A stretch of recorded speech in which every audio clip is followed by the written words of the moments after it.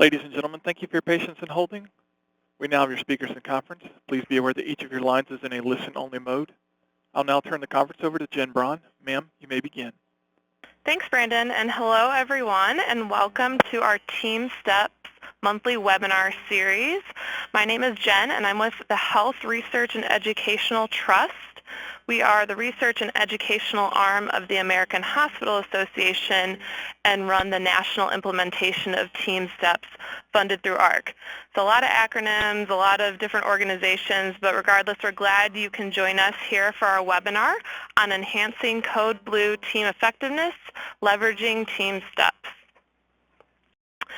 So before we begin, just a few rules of engagement. You can access audio either through your phones, through the dial-in, but please remember to mute your speakers on your computer so you don't have double sound. Or if you don't want to dial in through your phones, you can listen through your computer speakers. Just an FYI, depending on how strong your Wi-Fi connection is, if you listen through your computer speakers, it may cut in and out. So feel free to dial in through your phones to ensure that you have the highest quality of audio for today's webinar. We will have a Q&A session at the end of our presentation here. We encourage you to write in questions via the chat box on the right throughout the presentation, and so we'll kind of gather them and put them in a logical order and ask them to our presenters at the end. If you have any kind of technical or logistical questions, we'll answer that in real time, but again, any content questions for our speakers we will save for the end. So we have a lot of upcoming TeamSTEPPS events. So for our monthly webinars, they're scheduled through August. They are the second Wednesday of every month. We will not have a webinar in June due to our national conference, but please keep an eye out for information regarding the July webinar in the next few weeks. We offer 2-day master training courses, and registration for those are scheduled through August, and Abby just chatted in the link to review that information and see available course dates and locations. And then we also have a TeamSTEPPS advanced course. So if you're looking to further spread and sustain your TeamSTEPPS efforts, this is a great course. You have to apply in order to be accepted. We have 2 courses in August. One is August 4th at the University of Washington in Seattle, and the other is on August 9th at Northwell Health in Long Island in New York. So those applications are due June 17th, so you can click on the link there that Abby just chatted in to again review those details and get access to the application. Additionally, if you're not able to travel, we offer a TeamSTEPPS 2.0 Master Training course that's online, and you can register at the link available there. But to learn about all events and registration, you can visit our website, which is teamsteppsportal.org. And we have a helpline at the number there. We can put that information up again at the end of the presentation, but the best way is to email us. We're pretty responsive, so if you have any questions, whether it's content related or questions regarding upcoming events, that's the best way to get in touch with us. So I'm very happy that today's presenters are all from Christiana Care Health System. We're very excited. They've participated quite a bit in the National Implementation Program in the past, especially with the TeamSTEPPS conference. They've spoken a few times. So we have an interprofessional team here today with Dr. Susan Coffey, who's the Director of Virtual Education and Simulation Training, Dr. Mike Vest with Pulmonary and Critical Care Medicine, and then Loretta Consiglio-Ward and Kerrigan who are both with quality and safety education specialists. So again, we're very excited to have them, and I will now turn it over to you guys. Okay, thank you very much. We're excited to be here with you today. We're excited to have so many of you joining us, and we hope that you'll find this webinar to be really helpful as you approach your own organization's challenges and opportunities, particularly related to Code Blue teams. So I'm very privileged to be here today with a group of individuals who've been working for the past year to strengthen our Code Blue training by incorporating specific TeamSTEPPS tools and skills. Just a little bit about Christiana Care so you can see how we may mirror or be different from your own organization. We are Delaware's largest private employer. We're a not-for-profit, two-hospital system with also an extensive range of outpatient services. For the purposes of today's webinar, we're really focused on our acute care settings. We serve this area geographically with our main draw area from Delaware and then nearby states of New Jersey, Pennsylvania, and Maryland. Hello to anyone from those states in particular also. This is just a little bit to show you that we're a very big and busy place, and we probably have some of the same challenges as many of the systems on the call in terms of balancing the clinical care delivery and the dedicated time for training. And we'll talk a little bit about that as the webinar progresses. So just a little review of the objectives here today. We are going to be describing the development of a Code Blue Team Leader curriculum that is designed to support clinical team effectiveness. We are very committed to the second objective in particular, which you'll hear more about, which is recognizing the importance of a learning needs assessment and site assessment prior to initiating training so that you're really assessing gaps and informing the curricular design to close those gaps effectively. And then to explain the value of the post-code debrief process for continuous improvement.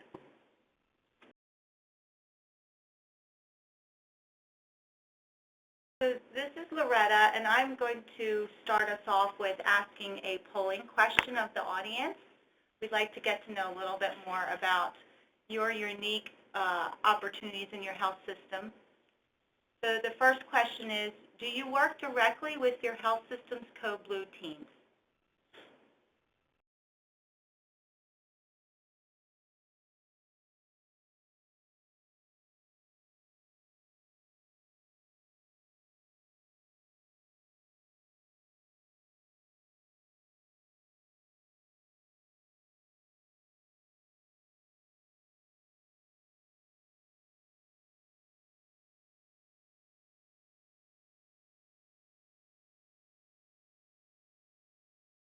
I think we're ready to close the poll. So I see we have a great complement of 2/3 of the group. It does work directly with their Code Blue teams. I think you'll find this information helpful today. The second polling question we have is, your Code Blue team is best described as ad hoc, anyone who responds, or designated fixed team membership, or other.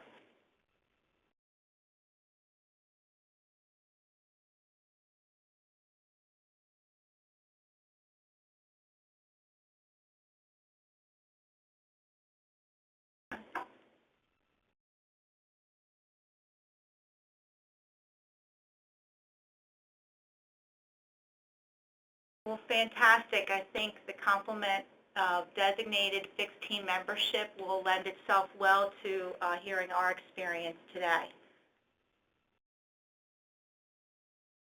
So to set the stage about what for this webinar today, is we wanted to tell you a little bit about our approach to enhancing Code Blue team effectiveness using TeamSTEPPS skills and competencies. We not only approached all 4 levels of competencies: leadership, situation monitoring, mutual support, and communication. But one of the key components of our teaching strategy was the coupling of TeamSTEPPS with the medical management aspects during a Code Blue response. Some of the specific tools that we utilized, not only with the emphasis on the leadership Code Blue training for the leaders of our Code Blue teams, but some of the specific tools we used during the curriculum included checkbacks, closed-loop communication, situation monitoring, as well as post-code debriefs.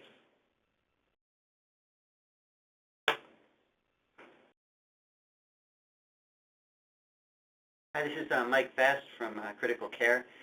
So we wanted to, by way of background, explain what we were sort of trying to accomplish. And a lot of what we were trying to do is to make sure that our teams here at Christiana were sort of following the practice guidelines that had been put out by national organizations. And we looked a lot at the American Heart Association guidelines, both initially in 2013, where they recommended simulation training, and then at the updates that came in 2015. And even though Christiana is a very large hospital where we're having probably an average of about 1 code a day, there's a very large number of people, over 100, who could be participating in codes at various times. So for each individual team member, it's a relatively low volume event. So we looking at these guidelines, we thought that simulation training, in addition to ACLS, would be beneficial. The guidelines express that ACLS every 2 years is not an adequate training measure. There's some controversy over exactly what the ideal frequency and ideal method of training is, although simulation training, both in simulation labs and in situ, is something that's been advocated in these documents. So this is Sue Coffey-Zern. I am the director of our simulation center, and based on my role as well as Mike Vest in critical care's role, we were asked to assess and improve our in-house hospital Code Blue team. And we used this process that you're seeing on this slide as the process flow for a roadmap in order to do that. And this project started, as Carol had mentioned, a little over a year ago and has had many phases. So we're going to take you through each step, and in the subsequent slides, using this as sort of the framework and showing you how we went through the stages of the process.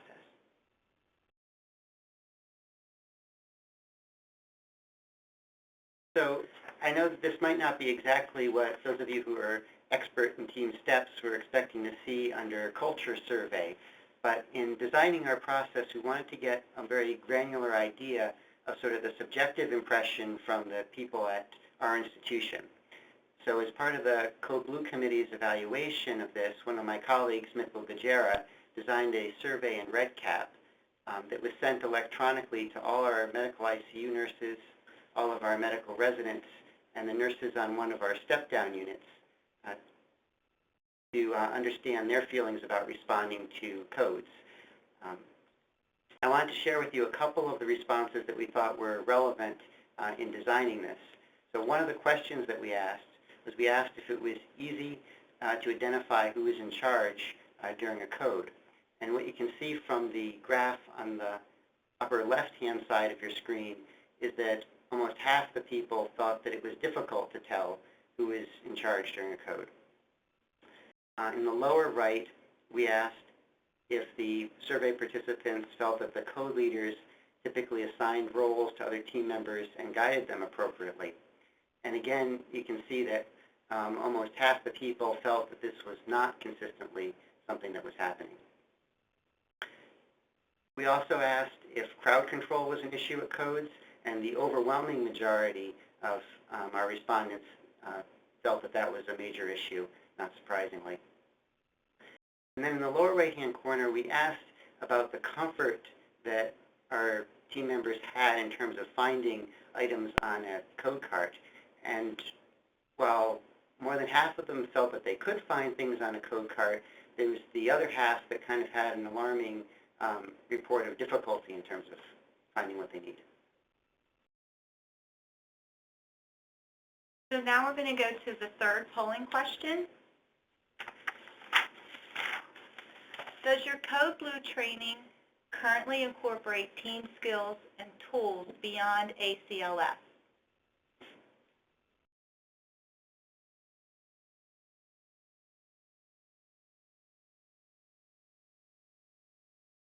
Mm-hmm.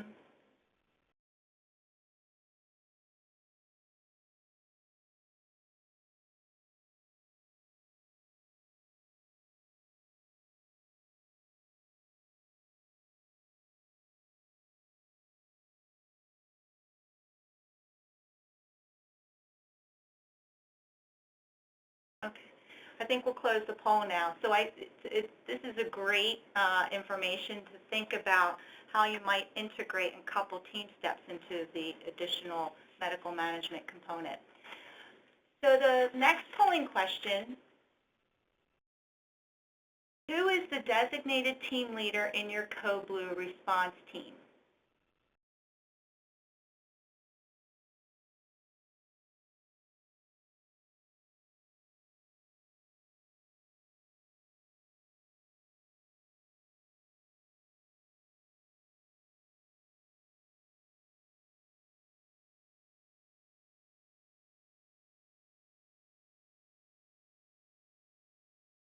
Great. And for any of those that answered other, we'd love for you to add in the chat room the role that typically would respond. But one of the things you're going to hear in the subsequent slides is our emphasis on training the team leader of the Code Blue response team. And so we see the general audience's physicians are the primary leader. Thank you. We'll close the poll.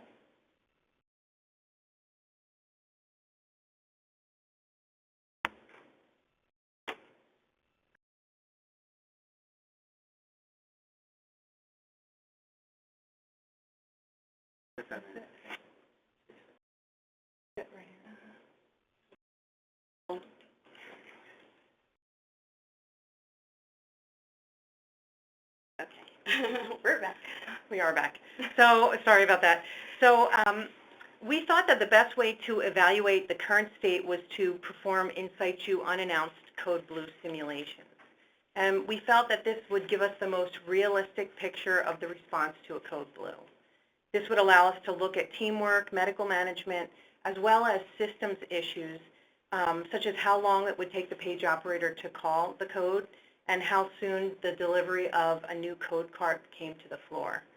So we sought approval from our important stakeholders, such as our Safety First Committee, our CEO, CMO, and CNO, because this was really going to impact clinical care.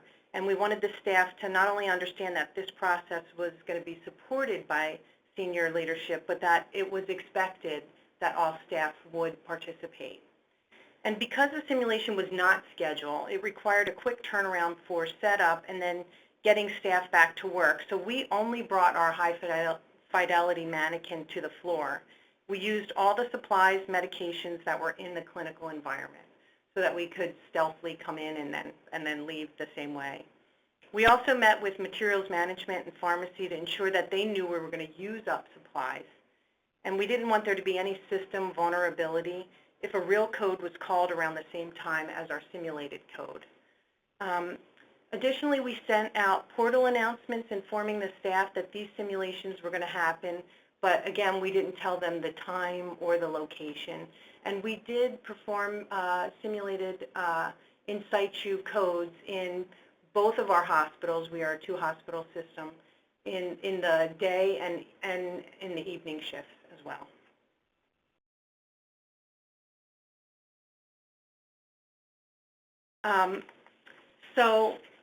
A little bit more detail about how these worked. On the left side of the slide is a picture of one of our actual patient rooms in the hospital with our high-fidelity mannequin. The mannequin was controlled wirelessly, and in all scenarios he presented pulselessly and with a shockable rhythm. Our simulation team brought the mannequin to the floor covertly, like I said, after we contacted a nurse manager and made sure that there was an open bed. We tried never to cancel a session that we had decided to do because we had multiple people involved in that. So we just looked for an open bed, so we might have needed to call multiple units to get to that point. On the lower right slide, you can see our simulation educator who came and monitored the doorway after the code was called. So she has a computer in her hand, you can see probably, and a scanner. And she scanned the ID badges of all the staff who left the room either after being asked to leave, if there were enough people, or at the end of the code. And this gave us an idea of the number of people who attended the Code Blue, as well as their roles at each code. In the same slide is the nurse confederate, who was given a little bit of the history of the simulated patient, and she was also asked to activate the code as she normally would. We coached the bedside nurse to try to act as though she was that she was caring for a real patient and not to break character, because she would essentially set the tone for all staff who would assist her. So it was really important for her to act as though she was, caring for this patient. We video recorded the session so that we could review the event again later if necessary to look at our data. And our ACLS coordinator used an iPad with the Full Code Pro app through the American Heart Association to record data from the codes, such as the exact time the code was called, when the team arrived, when CPR was paused and for how long, and when the rhythm was first recognized, time to the first shock. At the end of the code, our team, our ACLS instructor, Mike Vest in critical care, and I would debrief the team before they left to go back to clinical care. And then you can see here, since our codes were completely mirroring reality, after the code team arrived on the scene, our simulation staff put out signage to inform patients and their families that this was not a real emergency because we couldn't make sure that that happened ahead of time. And our simulation team was great, coming up to the floor and really helping out.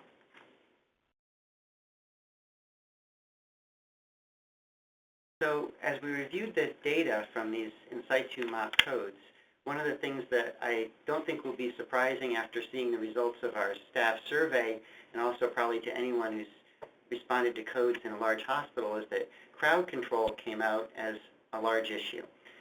We would oftentimes count up to 30 people, or more than 30 people sometimes, responding to the code blue calls. And this kind of played into our second issue that we identified as a problem, which was the teamwork and communication. It's much harder for the team leaders to lead and control that larger group of people. We also noted that closed-loop communication with call-outs and checkbacks were not typically being used, and it's something we wanted to make start happen. And as we were able to document the time to shock very well, because we were able to start the code with us waiting there and watching, we picked that as a metric that we wanted to improve as we went on with this exercise. So focusing first on crowd control, we talked to a lot of people at different institutions to try and figure out what they might be doing for crowd control.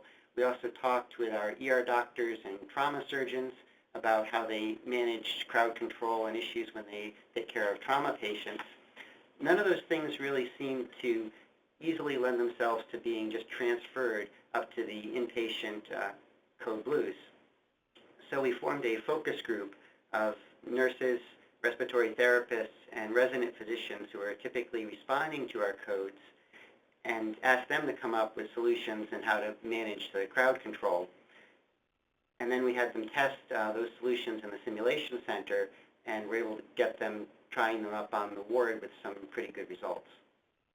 And then because we found that the time to the first shock was very variable, we decided that we would work with the bedside nurses to make sure that they were putting pads on and using the AED mode of the defibrillator right away before the code team came. So we did AED training for the bedside nurses. And again, our simulation team went out and trained nurses in situ so that we wouldn't take them away from clinical care. We were able to train 120 bedside nurses in a 1-month period throughout our hospital system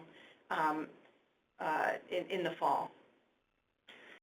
So in thinking about the teamwork and communication issues that we wanted to improve, there's sort of two approaches to it. Is you could think about trying to improve what we ultimately want to improve as the entire team, but our entire team potentially involves hundreds of people.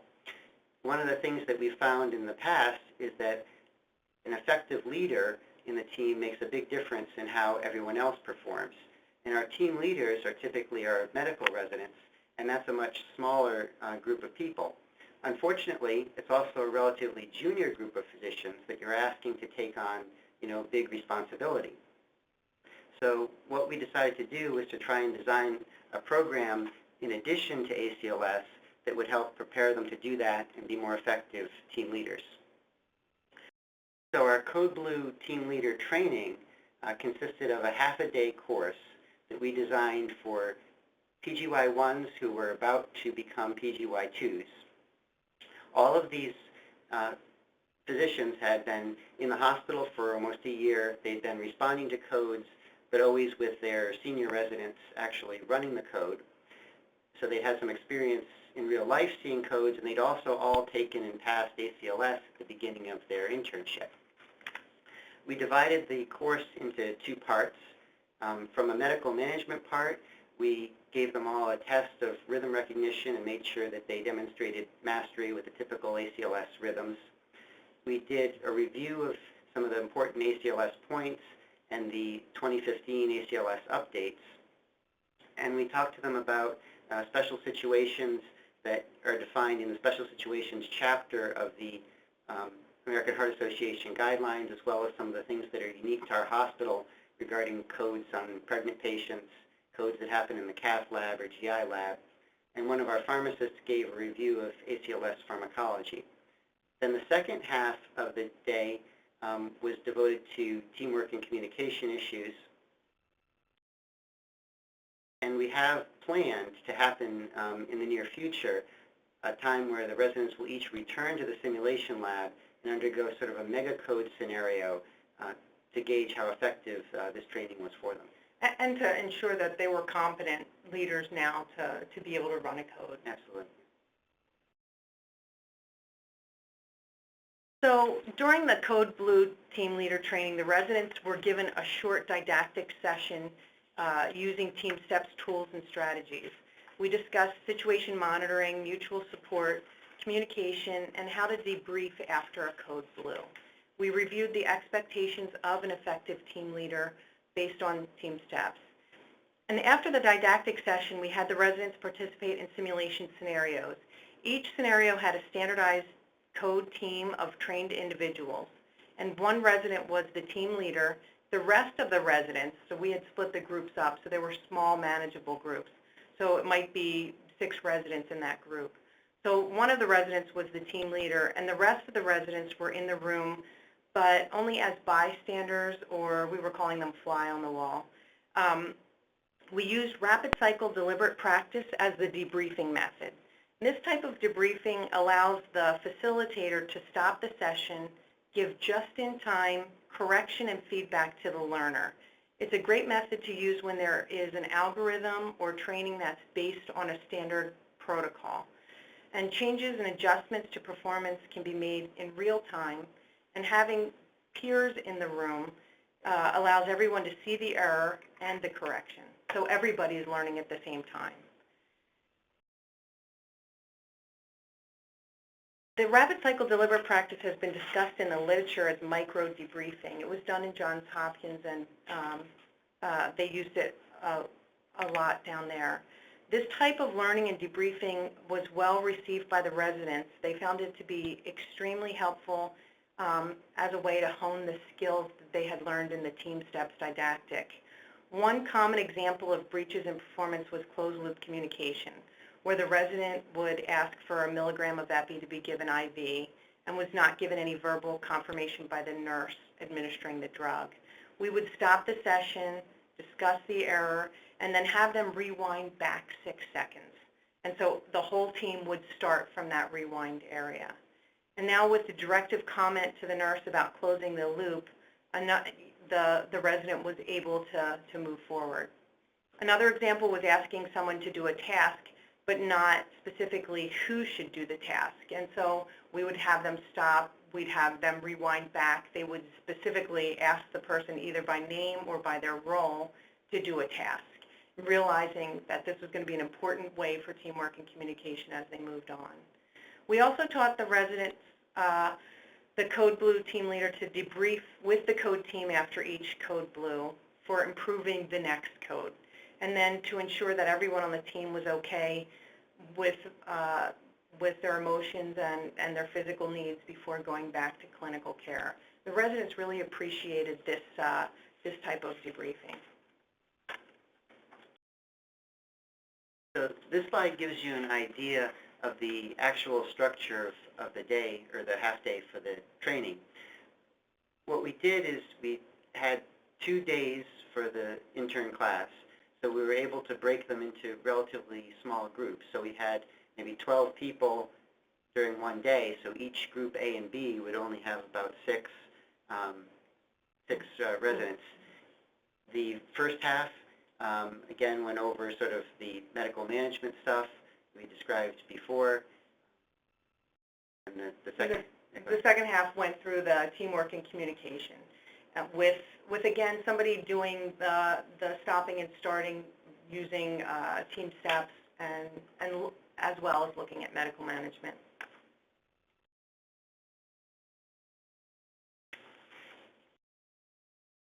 So our next steps are to evaluate how the Code Blue team leader training, how effective it is in clinical care. And again, we will start up the Code Blue in situ simulations. And again, look at the same metrics and parameters that we were looking at when we first started as part of our needs assessment. So the time to the initial shock, we wanted to look more at what is happening with the team leader to see if our training was effective. We want to know if they're evaluating the rhythm properly and giving the information to the team, stating the plan, and using callbacks, call-outs, and checkbacks. We also, as part of the next steps, we want to determine how debriefing is going after the codes by watching it in situ. You know, the American Heart Association is recommending that we debrief, and we had trained that as part of the team leader training. Additionally, recent work has been done by residents in a quality improvement class that Loretta is going to talk about a little bit. So one of the things that coupled the effort with the planned training for the Code Blue team leader is there was a quality improvement project that was led by a resident team who wanted to start informal post-code debriefs. And they were able to structure the debrief process and trial it out on a couple of our highest patient care units that had codes. And what they found very quickly is that it was easy to adopt, and that the team members completely appreciated the opportunity to just talk about what went well during the code, what did not go well, and just kind of reconnect and reconfirm. And what eventually happened is that it spread beyond the pilot units, and that it was being adopted and utilized across all the patient care units where a Code Blue response was being initiated. So it was very well received and adapted very quickly. And overall, the residents and nurses and all of our interprofessional groups were extremely willing to change the process and very much engaged in every component of this. We can't say enough for how everybody was really invested in helping us with this project. It was not a push, it was more of a pull. And last, we're just showing you the post-simulation debrief tool that we used. It's based on TeamSTEPPS. We used this as part of the training for the team leader. And then we added one other question in as part of care for our caregivers to make sure that we are also looking at it from a standpoint of how we as caregivers are impacted by a Code Blue. So are there any physical or emotional needs for team members at the moment? And you were trying to get this same debriefing tool to be what they use when they're debriefing at actual codes too, so not just for the simulation, but across the board. So I think we are done our part of the webinar, and we're happy to answer any of the questions that you have submitted at this point. Well, thank you, everyone. You did an excellent job, and I think it's a really great example of how you can use TeamSTEPPS to connect the dots with other initiatives. So great job. We've had some questions come in, and I'm sure there'll be some more questions. But to start, so what is your take on whether it's in the patient's best interest to have resident physicians running the codes versus hospitalists who some might say would obviously see more codes in their time and might have better, team leading skills? So I think that's a great question, and there's a lot of probably differences in different institutions and different comfort levels from different groups of hospitalists and also perhaps different groups of residents. But there are some, hospitalists who are doing a lot of critical care and really taking care of a lot of sick patients and probably very excited about to run a code, and they'd be great mentors to the residents in some cases. You also have an institution like ours where the hospitalists are not working typically in the ICU or taking care of critically ill patients, and there's a significant portion of them that actually, even though they were trained in internal medicine and when they finished their residency might have been really comfortable running a code, would tell you, now that I'm 50 years old and I've been practicing in a setting where I don't have to for the last 20 years, I'm not so comfortable doing it anymore. So there's probably a lot of variability in that case. And there's also probably variability in the interest in terms of learning those new skills among the group of hospitalists. And I think I would add that whoever is leading has to be well trained. I think that's true. And I actually, as a critical care physician, I'd say that there are a lot of people who could be well trained to run a code because it is very algorithmic, and it's the complicated decisions of what to do to keep the person from coding. When you see a sick patient who's not dead yet, who still has a pulse, there's a lot of complicated decisions. If you get a pulse back, it becomes a lot of complicated decisions. But in that actual code period, it becomes very algorithmic, and a lot of our paramedics and nurses and stuff do an excellent job, without physician leadership at all, even though I know the majority of people on the call had physicians as their leaders. But. Sure. And so do you provide any of these TeamSTEPPS training, or did any of the residents have any TeamSTEPPS exposure prior to this? So they did not. What about the rest of the team, perhaps? Of the Code Blue team? Correct, yeah. So we did not find out information about that. We were just focusing mainly on the residents because we have such a large hospital system, and we have different intensive care unit nurses or step-down nurses that attend, different bedside nurses. So we felt like the resident was the stable person or the stable member of the team, and starting with them was our first step. I think it would be great to work on, helping to train the next steps, maybe the intensive care unit nurses or step-down nurses as part of that. Okay. Kind of a few logistical questions here in operations. So how long after the initial training do the residents go back to that sim lab?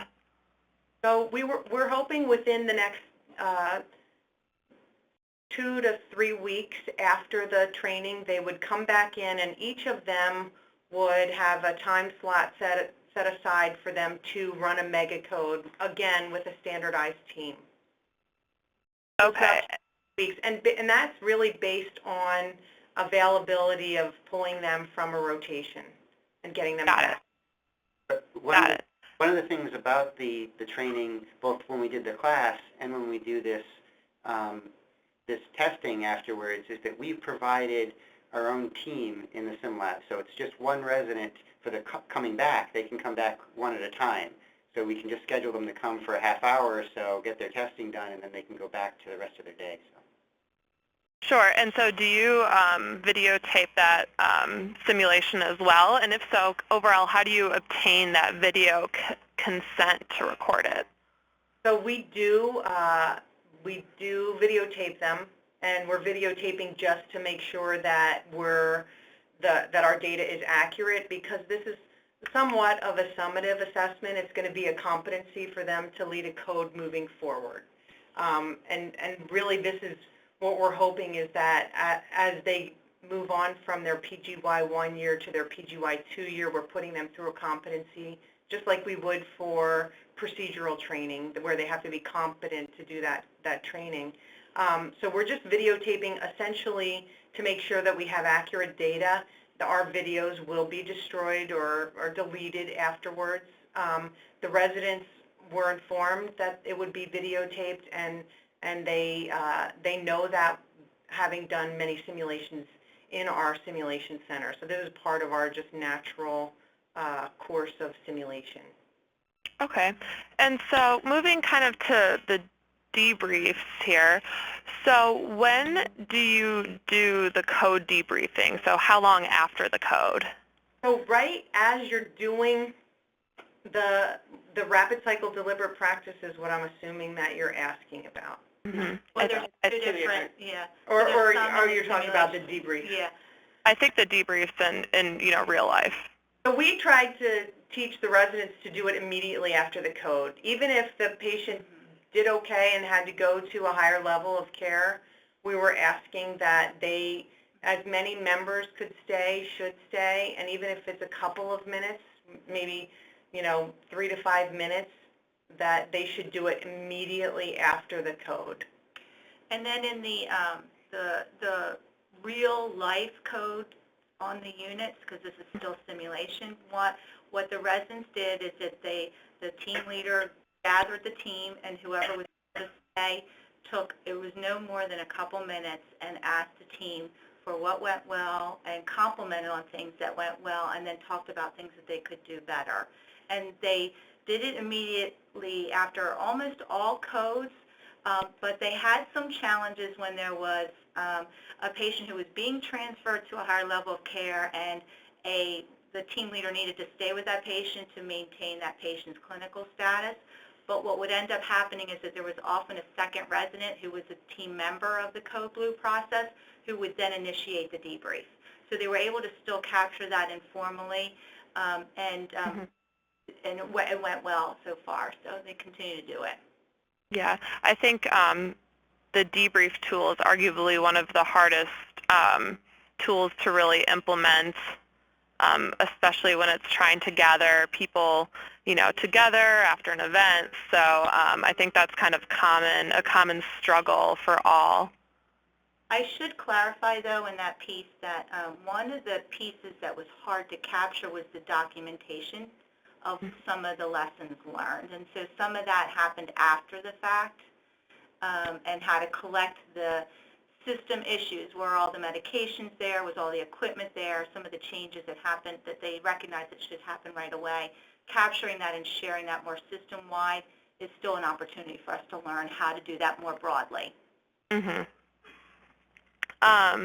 Kind of sticking with the debriefs, Randy chatted in a question that said, with about one code blue per day, what common themes are you learning from the debriefs after real-life codes? I think so.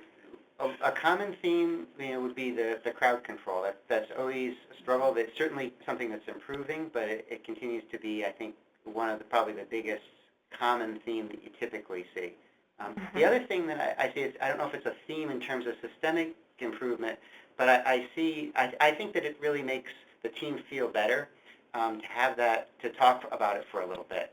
And oftentimes, especially the nurses who are, say, taking care of a patient on the floor and don't participate in a lot of codes are, kind of emotional or upset about it, and they get a few minutes just to talk about it, and that makes people just feel so much better. They say, oh, we can see that these things went well and that we did the right things for this patient, and, that just makes the rest of the day go better for people. So, right.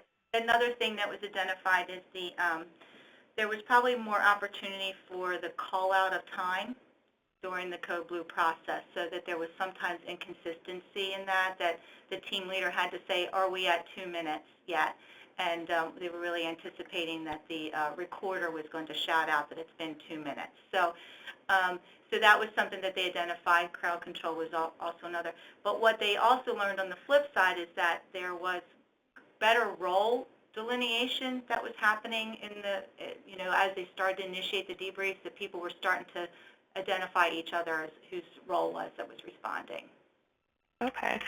And speaking of crowd control, someone asked, what did your team particularly focus on or come up with to help crowd control? So the different ideas that they sort of tested in the VEST Center included having, having different ways to designate the different team member roles, so that sort of when those roles were filled, everyone could sort of visually see that, we've filled up all the respiratory roles, so any other respiratory therapists coming don't need to come. And ultimately, those things kind of got discarded as not really being practical. And what we ended up with is the residents started to designate one of their colleagues to sort of be the crowd control person and say, okay, you guys who are over here waiting to do chest compressions, we're going to put you sort of outside the door and lined up there. And these people who we don't need, we're going to send back to work in other roles. So kind of that's the system that they came up with. It seems to be working the best. Great, great. Kind of moving into personnel and staff. So how do you deal with a resident who might struggle in this role, or have you? And do you remediate? And if so, how long after? So the course that we're in the process of running, the second test part is still about to happen. So our plan is that anyone who doesn't satisfactorily perform in the course will have some form of remediation. But I think we need a little more time before we can tell you exactly how that works. And we were trying to do that as we went along. So part of the course that we were doing, we had rhythm recognition, and we were watching medical management as well. So we were trying to correct some of the issues that we saw with medical management and teamwork and communication as the course was going on. We have put in extra time for a deliberate practice on skills and, to help the residents. But we're hoping that we get everybody up to the same level and the same amount of competency as we move forward. And okay. I'll just add to that too, that the residents, based on your own feedback, really appreciated that stop me when I'm doing it wrong and help me get it right. And retaining that because of that rapid cycle deliberative practice is, we're anticipating that their performance will be better as a result of that training strategy. Right. And with the residents, are they employed by the hospital or by a separate university? Was a question chatted in by Andrea Hill. They are employed by Christiana Care, by our hospital system. Okay. Kind of another question about the patient and family members. So is it your practice to ask family members if they prefer to stay during a code or request that they step out of the room? And is any kind of communication tools and strategies with family members included in the training that you provide? In this particular training, that wasn't something that we designed into it, and our practice is kind of varied on that. Certainly, they're not always asked to leave. So sometimes they're in the room during a code. Sometimes they've stepped back. During the daytime, oftentimes, the chaplains are responding to the codes and they're with them. At other times of the night, it might be more like another extra nurse who's spending some time talking to the families and explaining what's going on. Okay, and do you collect any data on patient readiness when the code team arrived on the scene? Was a question chatted in by Angelic. I'm not sure I understand the patient readiness in that context. There's the question of like, was the patient deteriorating before? Is that what you're driving at? I'm not sure. So maybe if Angelic could clarify that, we can go on to another question. A lot of people were requesting access to the questions you used in the culture survey. Is that something we could make available, or is that something that stays with Christiana? Yeah, I certainly can talk to my colleague, Dr. Gajera, but I suspect he probably would be willing to share that. Okay, great. And then we can send that out along with any follow-up items we have to anyone who registered for this webinar. There was a question regarding technology. So does Christiana use any hands-free communication devices like Vocera? And if so, how is this technology incorporated into this? So they do use Vocera at Christiana, and it's not playing a big role during a code. The nurses might call for help using their, hands-free Vocera phone. I've certainly seen that happen in an emergency. Mm-hmm. And I think they can call a code through Vocera as well. I think they can call a code that would go. Okay. And so it sounds like you guys had a lot of engagement. People really bought into this. Was there, and even your C-suite, so was there any initial pushback during any of this process? And if so, how did you address it? So we, for the most part, we did not have a lot of pushback, and we did, up front talk about the fact that we wanted people to be fully engaged, and we sent out portal announcements, which I think helped with that as well. When we did have any concern that people were leaving the code and there was, people who didn't want to participate, we did have a discussion with them to again state the importance of doing this as an entire system and how it would be helpful. But overall, it was pretty well received, and we did not have a lot of pushback. And hopefully it's because of the preventative measures ahead of time. Right. We took this time to talk to people, and when there were issues, we talked with them too. The comments, people said, well, can we not have, in situ mock codes during rounds? And we basically said that we could do it anytime we want, 24/7. We didn't deliberately try to make it at an inconvenient time, but what I told people anytime it came up is, there's no time that's going to be good for everyone. So if you say, well, if you pick a time when the nurse is administering medication, that's not going to be a good time for them. If the physicians are doing rounds, that's not going to be a good time for them. If someone's at lunch or in a conference, right. No perfect time. So we said, it's just like a code could happen at any time, this can happen at any time. But there were comments like that where people said, maybe you shouldn't do it at this particular time because it's not convenient for us. But. Right. And so it points back to the importance of a well-thought-out communication plan to your stakeholders, before it's a surprising thing that's happening in the system. Right. It sounded like you were very transparent with everyone. So during the simulation time, did you increase your staffing levels so that you didn't impact, patient care? And then also, how long did the simulation take start to finish? So we did not increase staffing levels. We again did it unannounced, so we had whatever staffing we had. We did talk to a nurse manager to make sure that they weren't understaffed that day, or that they weren't hit with a lot of admissions, or that their empty beds were getting admissions, because we didn't want to make it, the situation worse for them. So we wanted a unit where it would be something that could occur and they would have enough staff support. The simulations, we tried not to have them last more than a half an hour from start to finish. And essentially, the actual simulation itself lasted maybe 6 to 8 minutes, but then we debriefed as a team, and that took a little bit of time as well.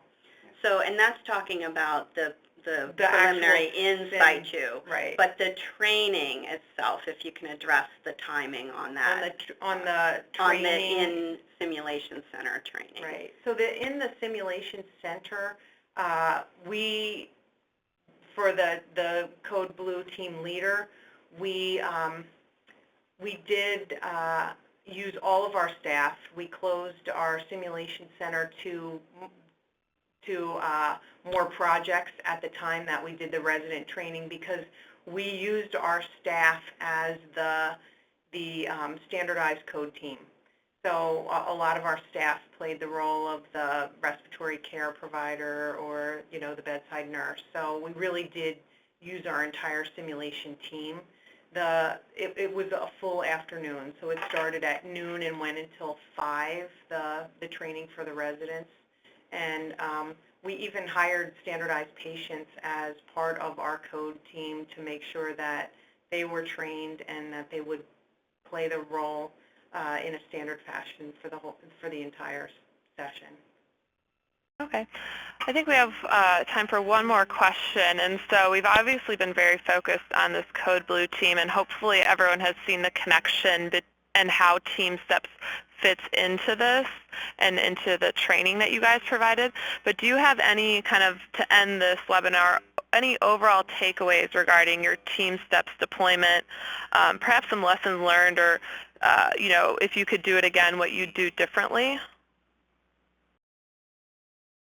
I think the first thing I would comment on is that anytime you can integrate the TeamSTEPPS skills and strategy into a real clinical scenario, real-time, giving real-time feedback is the best complement. I think that I'm not sure that I would do anything differently or that we made any major errors, but I do think doing a lot of the upfront work, so doing a culture survey, doing a needs assessment, finding out what your culture looks like, what the current state looks like, and then moving from there to inform everything else you want to do is probably, you know, it's amazing. I think it's the secret sauce that TeamSTEPPS has, you know, spelled out, and I think doing it that way, I think we got a lot of benefit from that. And I would just throw in at the end that it really helps that you can target your training to the actual gaps that you're trying to close once you understand what the current state is. And that's a step that people tend to skip frequently.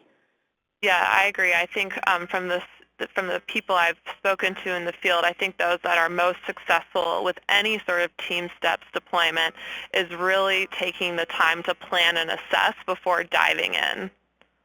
So I think that's a great lesson. But I think we're near the top of the hour, and I want to respect everyone's time. I would just like to thank our speakers from Christiana Care. We really appreciate you taking the time to put together this great presentation. I put our email address there if anyone has any questions for us. I will note that we will send an email out to everyone who registered for this webinar with the recording of it. We will send that out on Friday. So again, thank you everyone, and have a great rest of your day.